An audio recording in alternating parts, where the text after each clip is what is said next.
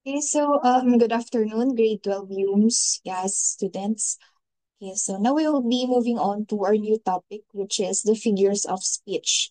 I know you already heard this from your junior years. Now we have the three most common types of figures of speech that uses comparison. If you remember, we have the simile, metaphor, and the personification. Okay, but more than that, actually, there are a lot of different kinds or different types of figures of speech. So now, allow me to discuss some of those. These figures of speech will be very helpful for you to create or to compose a well-written creative story, okay, or creative literary work. To make it more interesting for your readers, to make it more vivid. Okay? So, first, let us define figures of speech. Okay, according to the definition, a figure of speech is a word or a phrase that is non-literal. Okay, so when we say non-literal, there's um there's more behind the word. Ibig sabihin, meron siyang mas malalim na kahulugan. Hindi siya literal. Okay? It's non-literal. There's more meaning behind every word or every phrase. Okay, connotative. If you are familiar with the word connotative, diba? Hindi literal yung meaning niya. There's more to it. Okay, the purpose of figure of speech or figures of speech is to create an effect. Sabi ko nga, in creative writing, no, we do not accept, I mean, like, we should create or we should use words that sparks the curiosity, that sparks the creative mind as well of our readers. No? Kung kayo, for example, kayo ay pipili ng isang book, isang fictional book, mahalaga syempre na very creative yung paggawa. Kasi kapag too bland or too plain yung mga words na ginamit, it's not that interesting. Okay? So let's continue. This effect may be rhetorical, as in the deliberate arrangement of words to achieve something poetic, or imagery. Ayan, lagi nating naririnig, imagery. As in the use of language to suggest a visual picture. Hmm? Visual picture. Sabi ko nga, in creative writing, kailangan maipakita nyo sa readers ninyo, ma-visualize nila kung ano yung gusto ninyong mangyari or maipakita doon sa story. Diba? We do not use pictures. We do not give them videos or images. We just use words. But the challenge is, just by using words, no, we should create a visual picture in their mind. Para ma-visualize nila kung ano yung gusto nating iparating as writers. Okay? So, yun, visual picture or make an idea more vivid. Sabi ko nga, vivid, it's very specific dapat. Okay? Specific use of words. Alright? So, figures of speech are generally divided into two: tropes and schemes. Again, figures of speech are generally divided into two, which is the tropes and schemes. Okay. So first, let me just erase. All right. Hmm? Ayan. First, we have the tropes. Okay, as from the definition, tropes are figures of speech that deviate in some way from literal or ordinary meaning of words and phrases. Again, tropes are figures of speech that deviate in some way from literal or ordinary meaning of words or phrases. So tropes, no, it has something to do with the meaning. It has something to do with the meaning of the words or phrases. Yung tatandaan ha, tropes, meaning the ordinary and the literal meaning of words and phrases. That's for tropes. And other tropes, actually, there are a lot of different types of figures of speech. One of those is, okay, wait lang. The reference. Okay. Reference. From the term itself, reference. Ibig sabihin, meron kang source. It's not just one. Meron kang source. Paano yon? Okay, say for example, in simile, very common, simile, di ba? One of the key characteristics of simile is that it uses two words, like and as. Okay? Like and as. Those two words are the characteristic of a simile. Gumagamit siya ng word na like or as what? To compare to the similar objects or concepts. That's why it's called reference. Kasi may kino-compare. There is a comparison. Okay? You are referring one thing to another. Okay? So, papaano yun? For example, ito, so Beauty and the Beast. Right? Tale as. Okay? Tale as old as time. Tune as old as song. Bittersweet and strange, finding you can change, learning you were wrong. Okay, so gumamit dyan ng word na as. Okay, now, I want you to identify which words are being compared. Okay, so in this case, the word tale. Ano ang tale? Tale is somehow similar to a story, a lore. Diba? Okay, so tale is being compared to time. So, na-compare siya by using the word as. Therefore, this is an example of simile.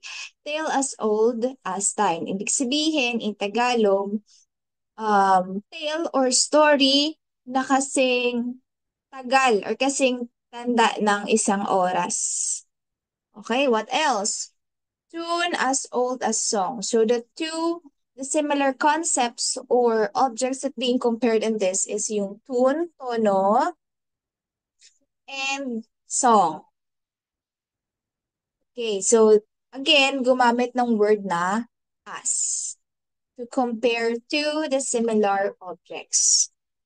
Okay, so yun na naman tatandaan natin when we talk about simile. It uses words like or as to compare the similar objects or concepts. Okay.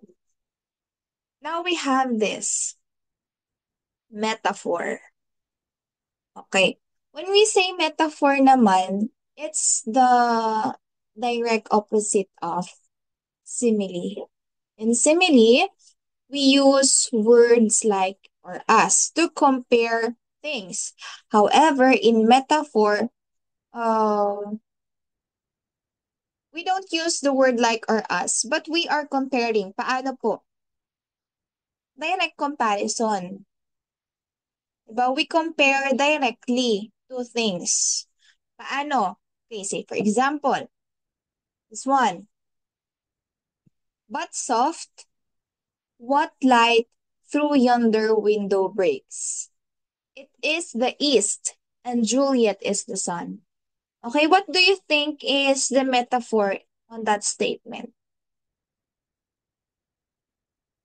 Okay, sabi ko metaphor is comparing two things without the use of Words like or as. Okay, so this one is the metaphor. Juliet is compared to a sun. Kumbaga, dinescribe niya si Juliet as the sun without using the word like or as. There's still a comparison, pero direct siyang kinompare. Direct comparison between Juliet and sun. Okay? So that is metaphor. Okay? Now we have synecdoche. Okay, have you heard this before? Synecdoche. Okay, so by its definition, synecdoche is a part of something and is used to signify the whole or vice versa. Part of something that signifies the whole or vice versa. So it's either part siya,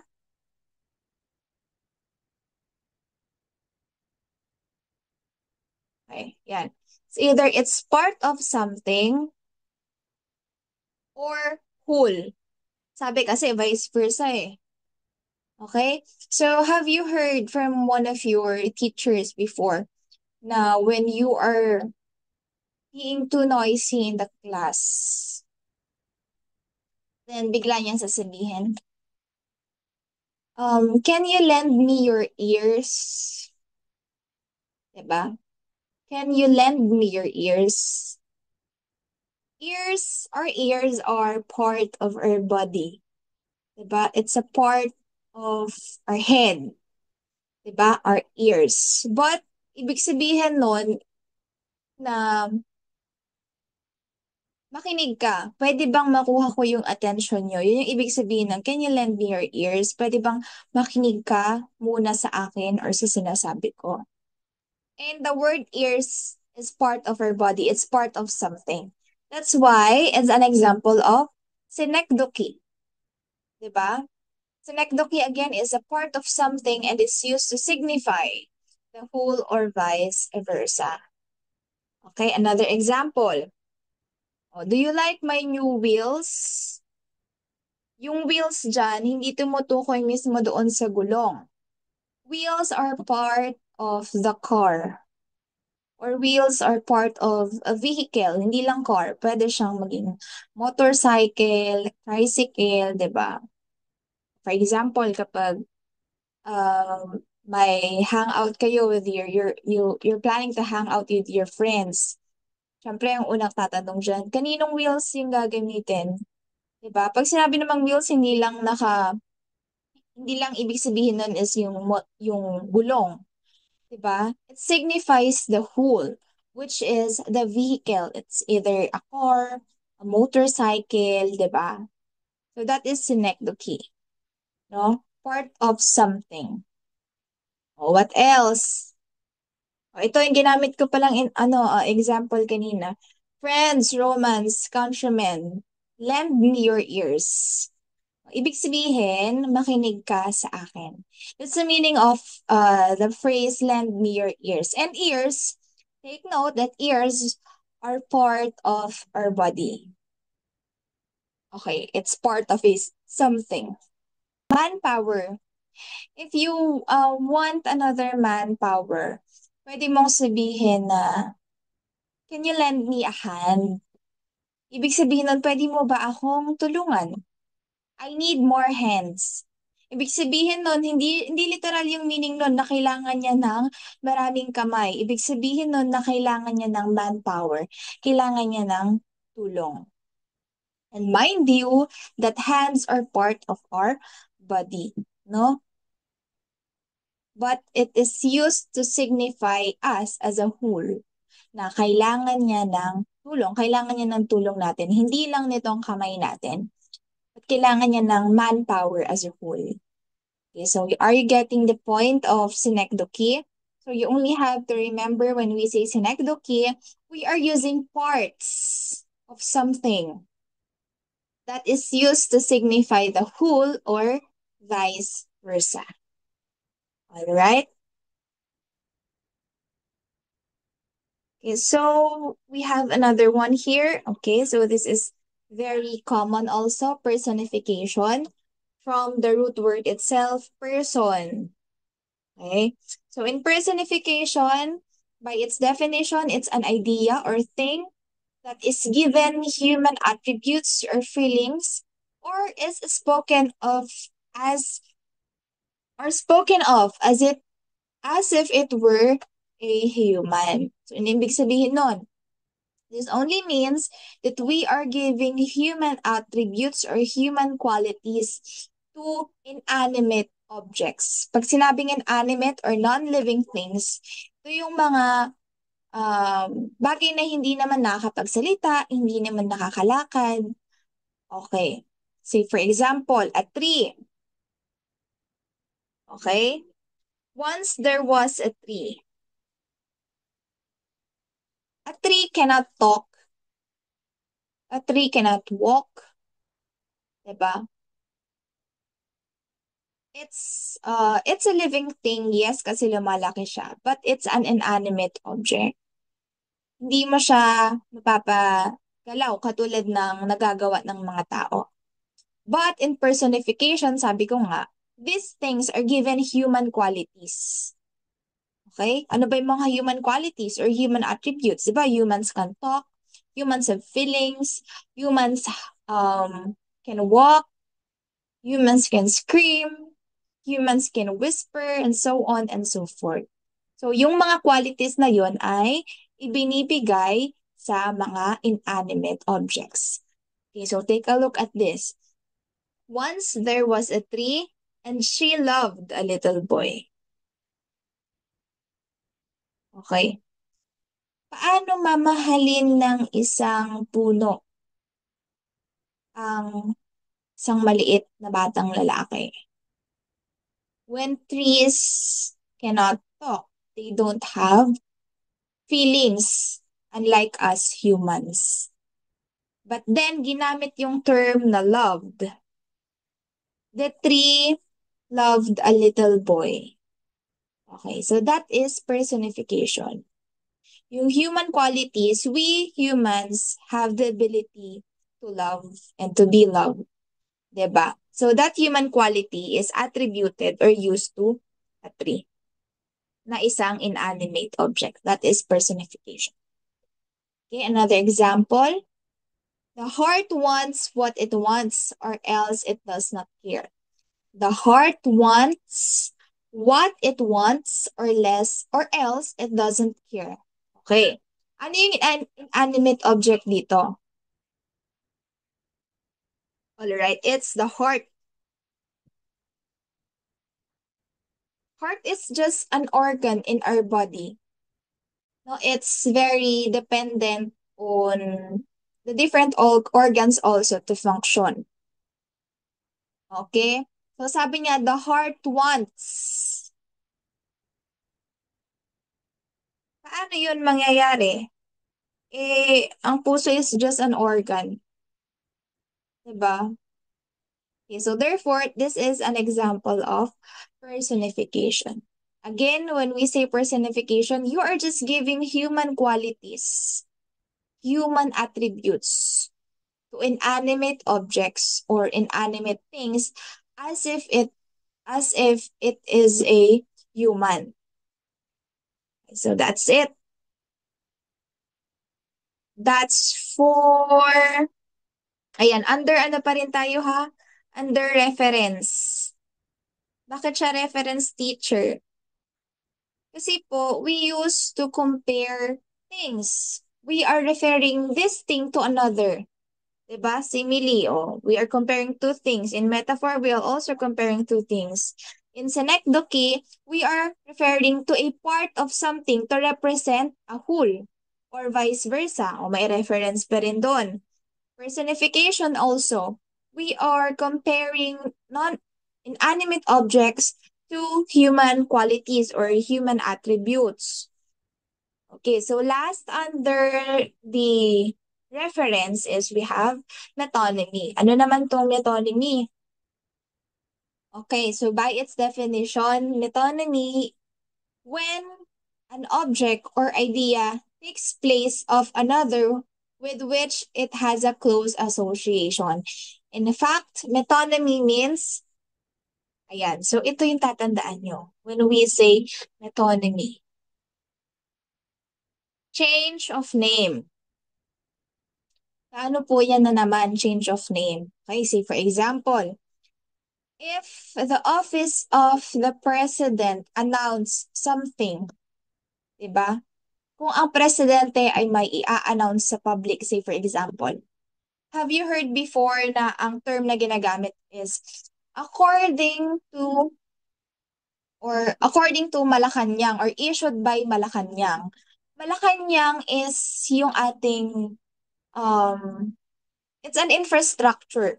Isa siyang place. Yung Malacanang kung saan nandun ang ating mga government officials sa Malacanang. Pero in this case, pag sinabing Malacanang, it also pertains to the president. Okay, say for example, yun nga, public announcement. According to or issued by the Malacanang, ganyan. Ibig sabihin, hindi yung mismong palace yung nag-issue nun. It's the president. May nangyari lang na change of name. Imbes na presidente yung gamitin, ang ginamit is yung Malacanang. Bakit Malacanang, teacher? Nandun yung president. Siya yung nag-govern. Diba? Siya yung head. So, as, ano siya, pinalitan siya. Imbes na president ang gamitin, ginamit yung term na Malacanang Palace. Okay, what else? The pen is mightier than the sword. The pen is mightier than the sword. Yung pen na tinutukoy dyan, it's not actually yung pen. Ano ibig sabihin nito?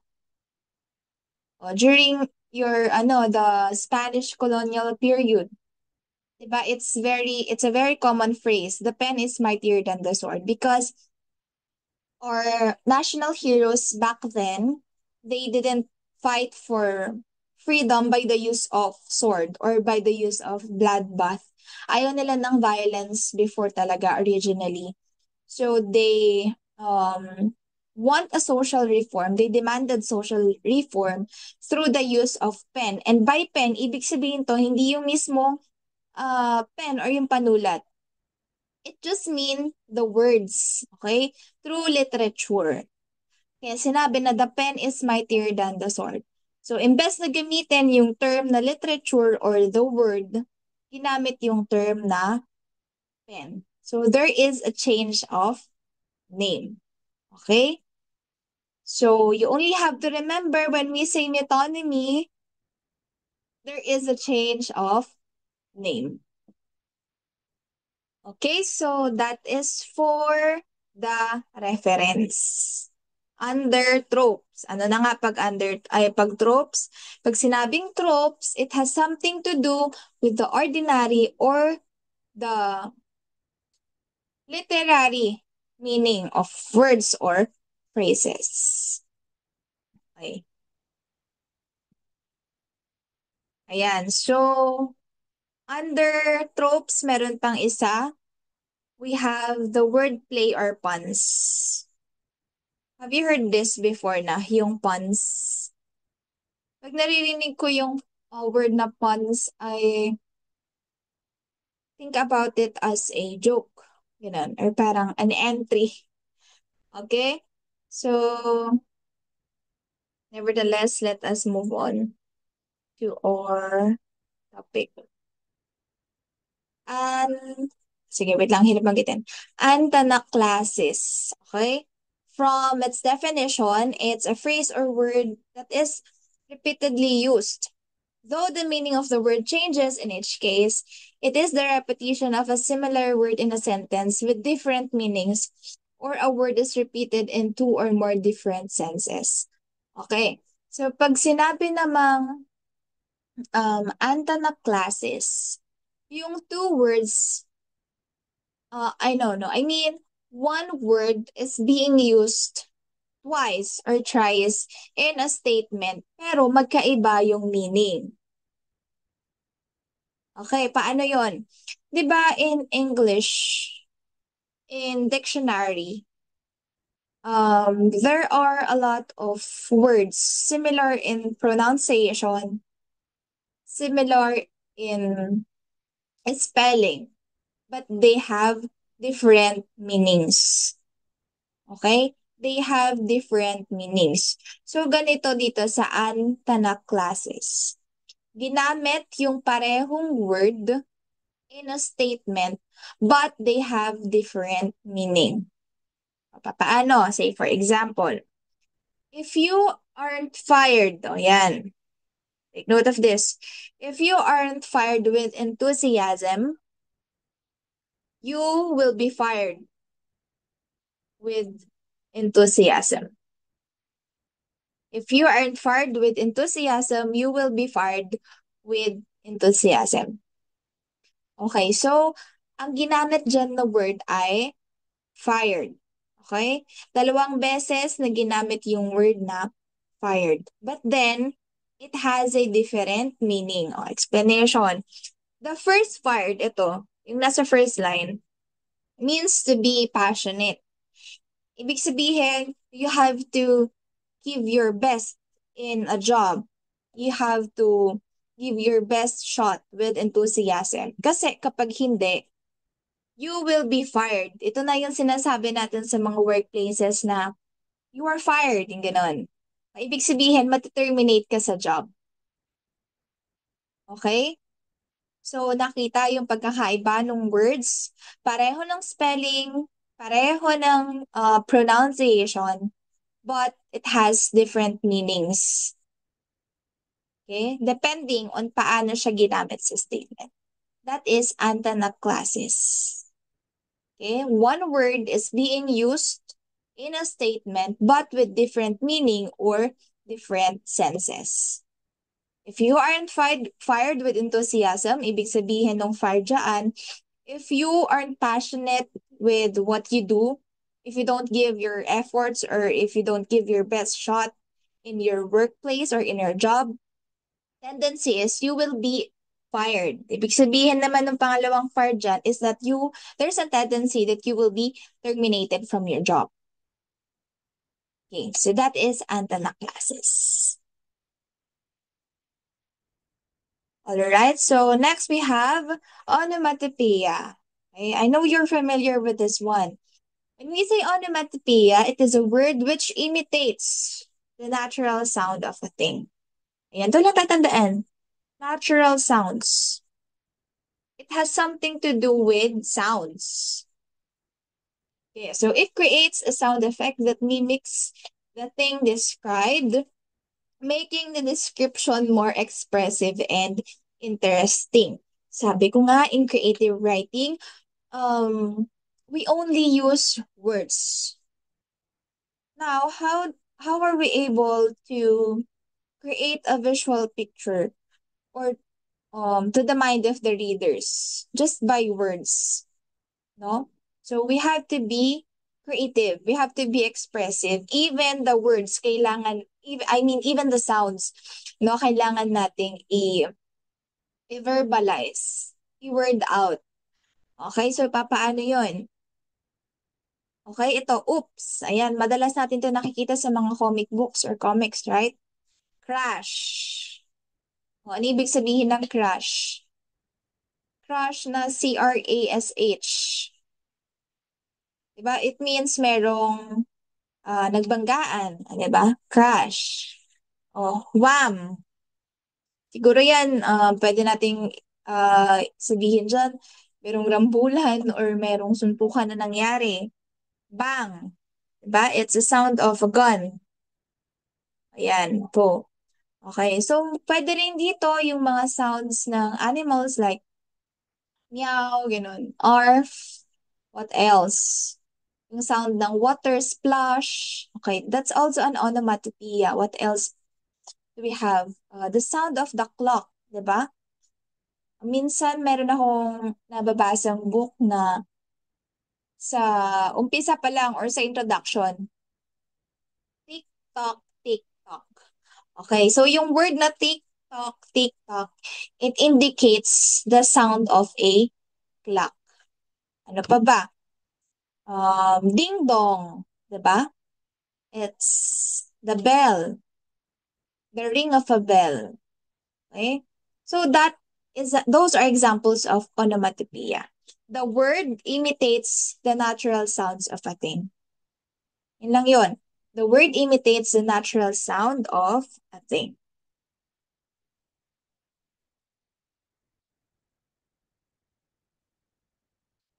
Okay, ano pa ba? Meron pa. So, underworld, wordplay and puns pa rin ito, ha? Okay, so we have another thing. Paronomasia. Paronomasia. Parang hirap banggitin. Paronomasia. Okay, so paronomasia is a rhetorical device that can be defined as a phrase intentionally used to exploit the confusion between words having similar sounds but different meanings. It is a word play and is also known as pun. Ayun, ito pala yun, yung pun. Paronomasia. Okay, example. What do you mean I'm not a bear? I have all the qualifications. Okay. Take note of the word qualifications. Ganyan ba ang totoong spelling ng qualification? Hindi. It's Qualifications. Pero dito ginamit yung term na qualifications, K-O-A-L. Ibig sabihin lang yan, it's koala. What is this ba? What is this animal? It's a koala. Koala bear. Yeah, what do you mean I'm not a bear? I have all the qualifications. Diba? It's a word play. Kumbaga pinaglaruan yung salita. Yung mga words na ginamit. That's why it's also considered as a pun. What else? Oh, bakit bawal ang pusa sa computer shop? Kasi maraming mouse. Ibig sabihin ng mouse dito is not the mouse or yung rat, yung animal na nakikita natin, but yung device na ginagamit natin sa computer.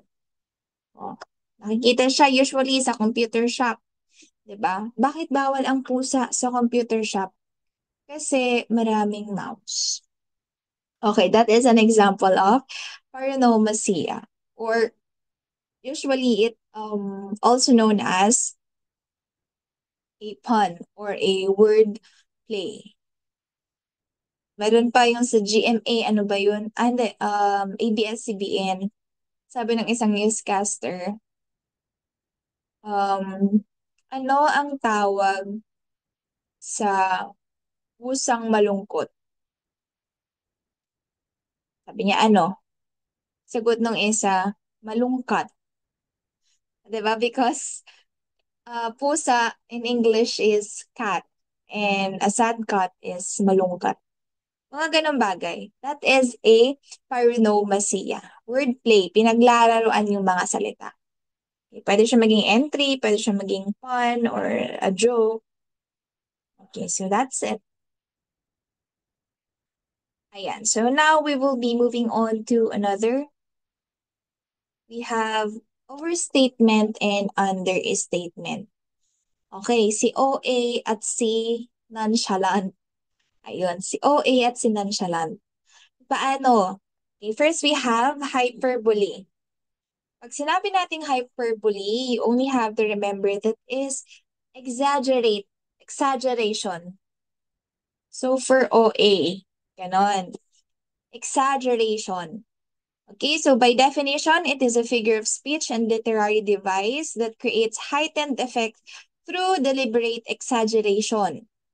Hyperbole is often a boldly overstated, diba? Overstated or exaggerated claim or statement that adds emphasis without the intention of being literally true. Okay, so let's take a look at the example. I have died every day. Mhm. I have died every day waiting for you. It's a song titled A Thousand Years. Nakalimutan ko kung sino yung singer. But ito yon. I have died every day waiting for you, darling. Don't be afraid. I have loved you for 1,000 years. Okay? I love you for 1,000. I love you for 1,000 more. Diba? Sobrang OA. I have died every day waiting for you. Araw-araw daw siyang namamatay kakahintay doon sa kanyang lover. It's an exaggerated statement. Kung titingnan natin ang OA, ganun. Pero it's not, wala siyang, hindi literal yung meaning niya. Hindi naman ibig sabihin doon na everyday siyang namamatay kakahintay. No? O, ano pa? Darling, don't be afraid. I have loved you for 1,000 years. So, kung iisipin natin, literal, na 1,000 years, it's not possible. Bakit?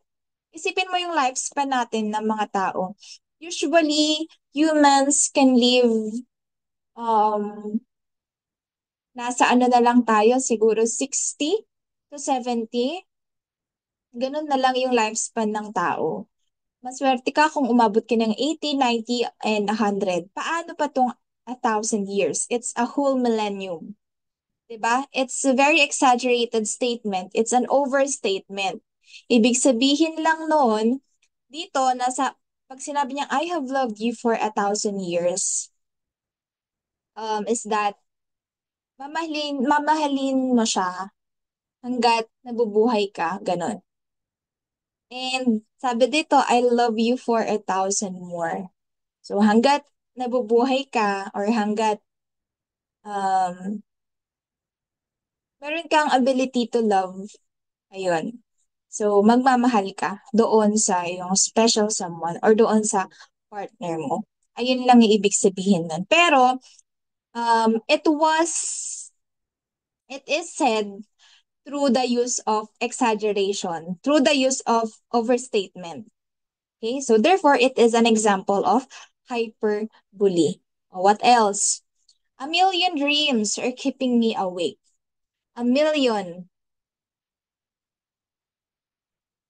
keeping me awake. A million dreams are keeping me awake. It's a song also. Diba? It's a hyperbole. Bakit? Milyon? Gaano karami ang dreams and aspirations mo? Ako personally, if I am being asked about my dreams, mahihirapan pa akong magsabi kahit 5 eh. 'Di ba? Personally, if tinanong ako, what is your dream? My answer would be, I just want to be successful someday. No? And mind you that we have a subjective definition of successful. Meron tayong sariling definition ng pagiging successful. Okay, so paano pa tong a million dreams? Napakadami nito. Okay? A million dreams are keeping me awake. So in reality, hindi naman pwedeng lagi tayong gising. 'Di ba? Our body needs rest. Our body needs to sleep. We need to sleep so that we can recharge and we can regain our strength. So, therefore, this statement is an example of hyperbole. It uses exaggeration and overstatements. Ibig sabihin lang ng a million dreams are keeping me awake na bumabangon ka. Yan, bumabangon ka para doon sa mga pangarap mo sa buhay. Kumbaga, you work hard, pinaghihirapan mo siya para makamit mo yung mga dreams and aspirations mo in life. Okay. So, kung merong OA, meron namang nonchalant. Okay, litotes. So, litotes is phrase that utilizes negative wording or terms to express a positive assertion or a statement. So, litotes can also be called it uses double negatives. Sige, apply natin ng math. In mathematics, algebra tayo. Integers pala, integers. Kapag pinagsama mo ang negative, pag pinag-multiply mo ang negative, two negative numbers, ang magiging sagot ay positive or negative? Positive, right? So, ganun dito sa litotes. Imagine nyo na lang. Dalawang negative pinag-multiply. That's why ang kanyang result ay positive. In litotes, we use double negative words. Ano ba yung mga negative words? Yung mga negatibo ng mga salita. Okay, for example, not bad. The word not. Ito pa lang. Not. Negative na yan. It's a negating word, not. Bad is also a negative word. Okay? So these two negative words are combined. Okay? Ang ibig sabihin lang ng not bad is good. Okay? Pag tinanong ka,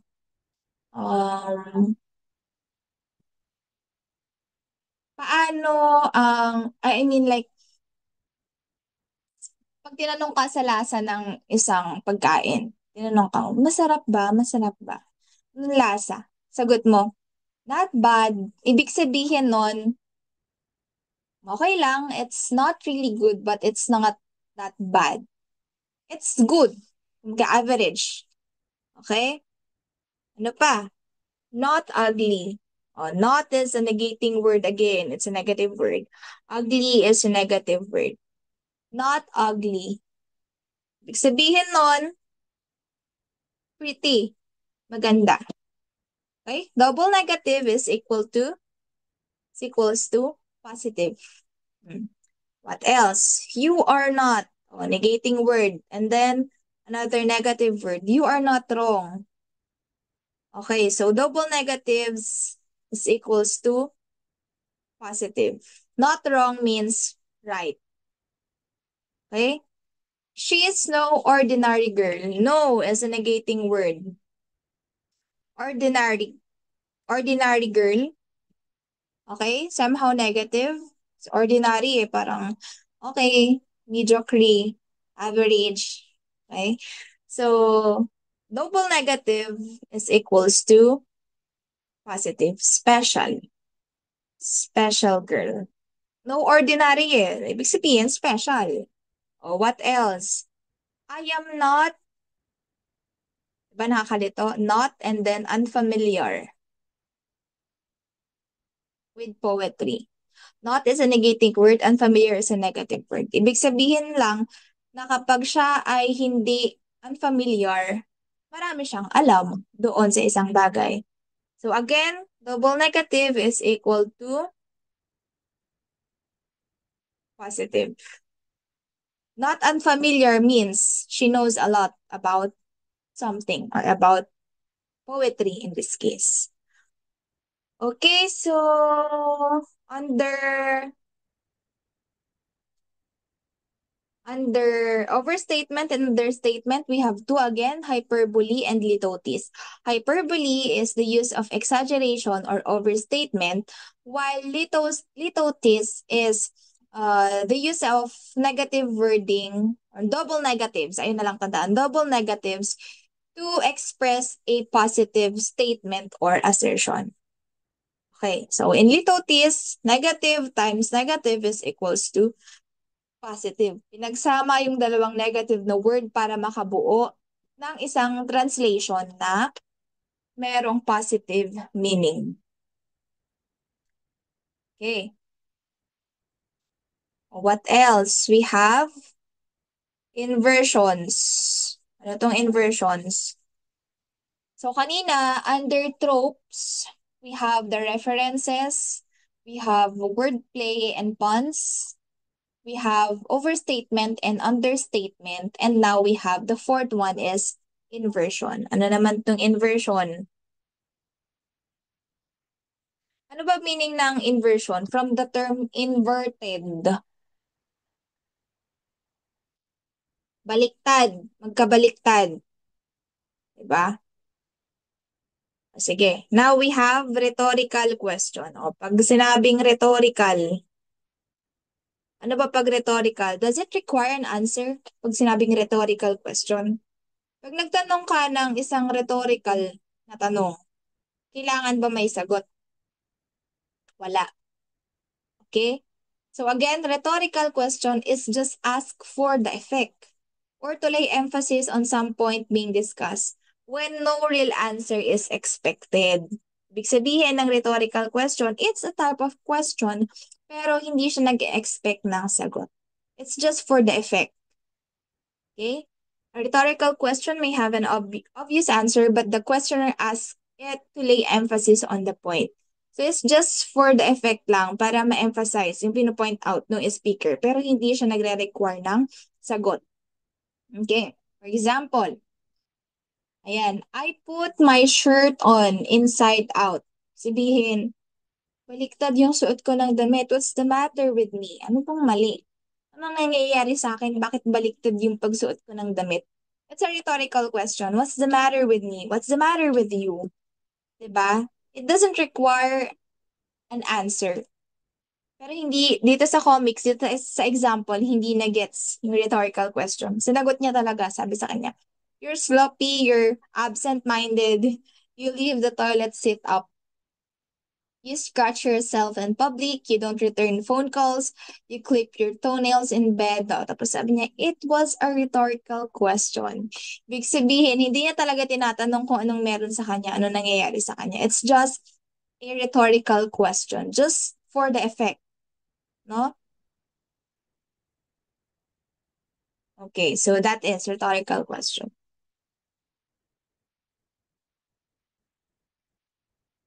Okay, another type of inversion is tong irony. Mhm. Have you heard the term ironic? Okay, may song na ganun by Alanis Morissette. Ironic. Okay. So when we say irony, there is a, take note na lang, sige, so let go. There is a contrast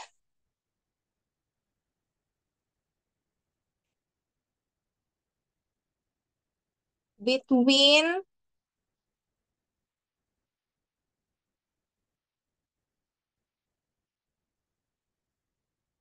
um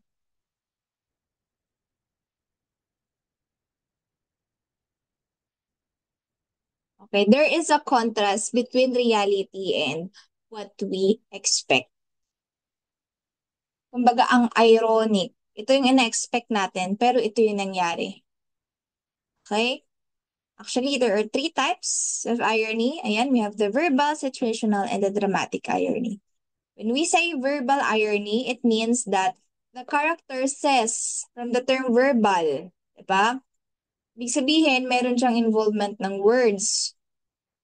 So it is when a character says one thing but means the opposite.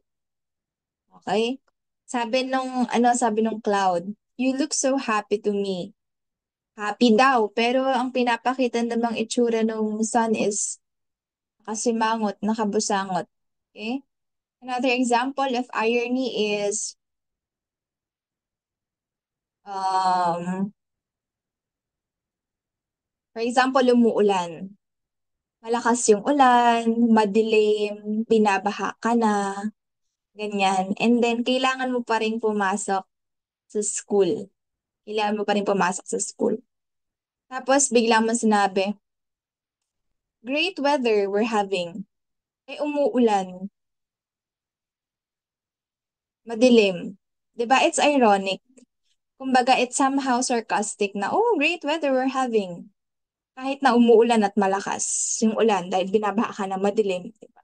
There's a contrast between the reality and dun sa sinabi natin. That is verbal irony. Okay?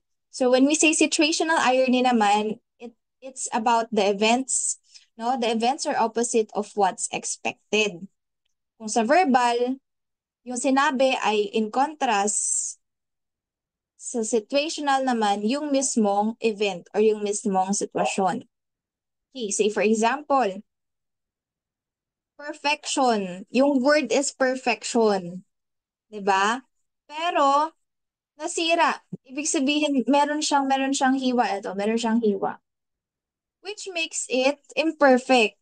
Pero ang nakasulat, perfection. Diba? There is the opposite of what is expected. Ano pa? Another example of situational irony is a fire department that is burning.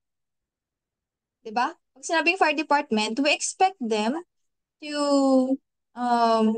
know the precautions of fire. Diba? Merong mga expert dyan, mga firefighters, mga, kumbaga, expert in the field. So, sila yung pinaka-least na in-expect natin na masunugan. So, that's an example of situational irony when a fire department or a fire station is burning on fire. Ano pa? A policeman being arrested is also an example of situational irony. Bakit? Policemen are expected to be law enforcers. Ibig sabihin, their job is to protect the people, is to obey the law, to enforce the law. O kapag ang policeman mismo ay naaresto, sabihin natin homicide or murder, 'di ba? It's a situational irony because they supposed to be the enforcers of the law. They supposed to protect people. And then sila pa mismo yung gagawa ng sila mismo yung papatay or sila mismo yung mag-harm sa mga tao. 'Di ba? There is a contrast between the reality and what we expect them to be. That is situational irony. What else? We have dramatic irony. Ay, sorry.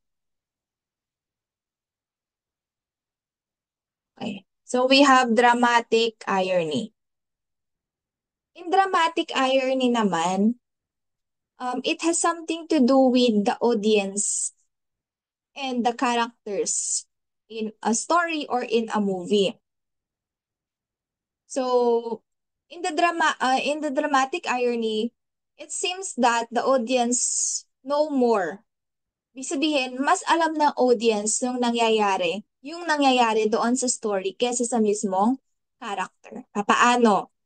Okay, so for example, in horror movies, I know some of you are watching horror movies. Minsan mas alam pa natin kung sino yung nasa loob ng pinto na yun kesa doon sa character. Minsan inuunahan natin yung character, sinasabi natin na, oh, huwag ka pumasok dyan, merong monster dyan, or merong killer dyan sa loob ng bahay na yan. 'Di ba? It provokes our emotions. That's why it's dramatic irony. Mas alam pa natin yung nangyayari doon sa movie or sa isang story kaysa doon sa characters na yan. Say for example, dito sa picture, who did this? Sabi nung character. Nakita ng audience to. Pero yung character dun sa mismong story, hindi niya alam. That is dramatic irony. What else? Story of Romeo and Juliet. Alam natin doon na si Juliet hindi talaga patay, 'di ba? Matagal lang siyang tulog, hindi siya patay. Pero ang alam ni Romeo, patay siya. So yung ginawa ni Romeo is uminom siya ng lason. Okay? Uminom siya ng lason. And then, paggising ni Juliet, nalaman niya na wala na si Romeo. So, ang nangyari is, hinalikan niya si Romeo, si Romeo uminom ng ng toxin. Nilasa niya yung sarili niya. So, ang nangyari, namatay sila pareho. Hindi alam ng characters hindi alam ni Juliet, I mean ni Romeo na hindi patay si Juliet. Ang alam niya, patay na talaga. Pero yung characters, mas alam natin na hindi siya patay, natutulog lang siyang matagal. Okay, so that is dramatic irony. So, next we have oxymoron. So, in oxymoron, you just have to remember na gumagamit lang sila ng contradictory or opposing words. Contradictory or opposing words. Okay. So, by its definition, two words together that are opposing and contradictory. Ibig sabihin, opposite sila. Pinagsama sa isang phrase. Okay? This combination of contrary or antithetical words is also known in conversation as a contradiction in terms. Okay, paano po? For example, deafening silence. Deafening, nakakabingi. Diba? Nabibingi tayo kapag nakakarinig tayo ng loud sounds, ng mga malalakas na tunog.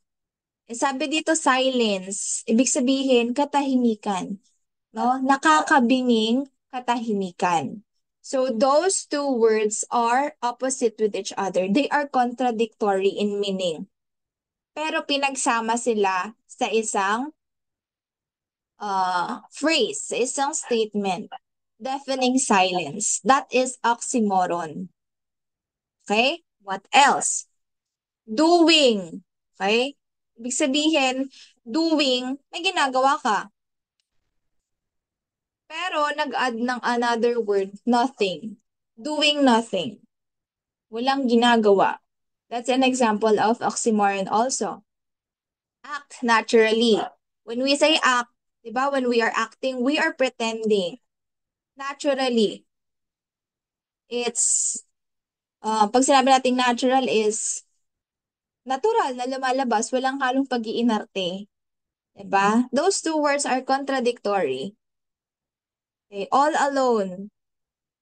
Inside out. O, inside, then out. Going nowhere. Ano pa? Bittersweet. O, diba? Bittersweet, ginagamit natin siya to express mixed emotion. We are sad, but at the same time, we experience bliss or happiness. Bittersweet. Bittersweet moment. Okay, so that's an example of oxymoron. Diba? Two words are combined together, pero they have opposing or contradictory meaning. Magkasalungat sila, pero pinagsama sila sa isang statement. Okay? So that is oxymoron. Okay, now let's move on to paradox. Okay, so there is a thin line between oxymoron and paradox. Kasi in oxymoron, contradictory words pinagsama. In paradox, contradictory din siya. Pero it has a deeper meaning. If you reflect on a paradox, it has a deeper meaning and it will always make sense. Ibig sabihin, mas meron siyang laman kesa dito sa oxymoron. Okay? Paano? Okay, all men killing the thing they love, but all men do not die. Okay. It's a pity youth is wasted on the young. It's a pity youth is wasted on the young. Paano yan? Diba, if we think about it, there is a deeper meaning about this statement. Hindi lang siya pinagsamang contradictory words, but it makes sense na somehow meron siyang meaning na kapag nag-reflect tayo is merong lesson na makukuha. Okay? Say for example, it's a pity youth is wasted on the young. Okay? Youth ay kabataan. Diba? Tayo, youth, kabataan. So, mga teenagers, ganyan. Pag sinabi natin it's a pity youth is wasted on the young, yung mga kabataan ngayon, it seems like they are very impulsive in everything that they do. Diba? Young people are supposed to be the game changers. Sabi ni Rizal, tayo ang pag-asa ng bayan. Kabataan ang pag-asa ng bayan. Pero, maraming kabataan ngayon, lalo na yung sabihin natin na walang proper guidance of their parents, sinasayang nila yung pagiging bata nila, yung pagiging kabataan nila because of impulsiveness. Maraming nabubuntis, maraming sinasayang yung buhay, hindi na nag-aaral. Okay. They are wasting their youth. No, bata pa lang sila pero nasayang na yung pagiging pagkabata nila, yung pagiging ano nila, youth nila. Okay? So that is paradox. There is a contradiction, and from that contradiction, there is a reflection that is making sense. Ibig sabihin, mas merong meaning. Okay. So that is a paradox. What else do we have here? Okay. So that's all for the tropes. Again, when we say tropes, figures of speech are generally divided into two. We have the tropes and the schemes. When we say tropes, it has something to do with the literal or ordinary meaning of words. Okay? So under tropes, we have reference. Under reference, we have simile, metaphor, synecdoche, personification, and metonymy. Second, we have wordplay or puns. We have three antanaclasis, onomatopoeia, and paronomasia. And then overstatement and understatement, we have two, hyperbole and litotes. Inversions, we have rhetorical question, irony, oxymoron, and paradox.